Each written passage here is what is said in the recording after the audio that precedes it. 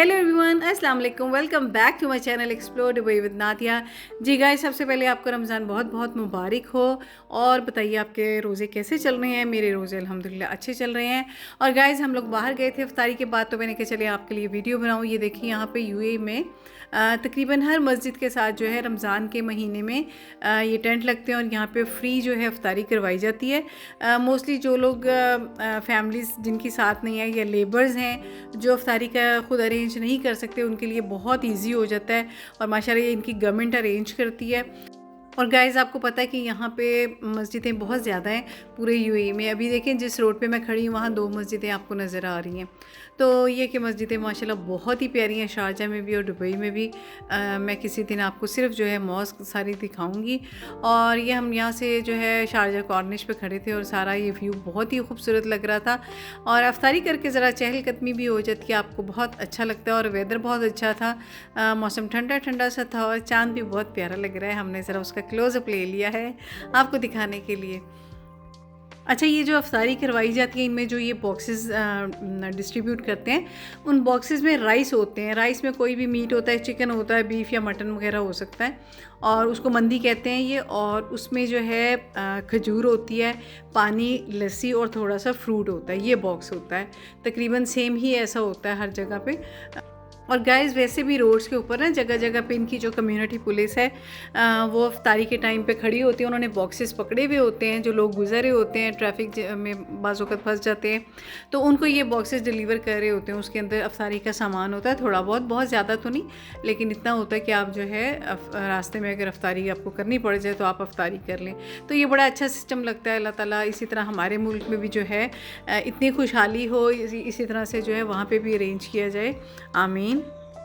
और गाइस, ये देखें शारजा कॉर्निश कितना खूबसूरत लग रहा है। यहाँ पे आप बोट्स भी देख रहे हैं और व्यू बड़ा अच्छा था, वेदर बहुत अच्छा था। हम इसी तरह जो है लॉन्ग ड्राइव करते रहे। और ये देखें शारजा के जो है ना, ये सारी रोड्स बहुत ही प्यारी हैं, लाइट्स बहुत खूबसूरत लगती हैं। और रात के टाइम पे बहुत ही अच्छा लगता है, जब मौसम अच्छा होता है तो बहुत अच्छा लगता है। अच्छा, ये आ गए थी जी हम शारजा का ये गोल्ड सूक है, बहुत ही खूबसूरत इनकी बिल्डिंग है। मैंने पहले भी एक बार दिखाई थी शायद। और इसके अंदर जी सोना ही सोना है। सोना स्लीपिंग वाला सोना नहीं है, वो गोल्ड वाला सोना है जो बहुत महंगा हो चुका है। ये यहाँ पे जो है आप न्यू गोल्ड भी बाय कर सकते हैं और सेल भी कर सकते हैं। तो यहाँ मोस्टली जो है लोकल जो लोग हैं उनकी भी शॉप्स हैं और दूसरी कंट्रीज़ जो है उन लोगों की भी शॉप्स हैं। और सारा जो है गोल्ड सूक बहुत ही ज़बरदस्त है अंदर से। किसी दिन मैं आपको वीडियो बना के दिखाऊँगी कि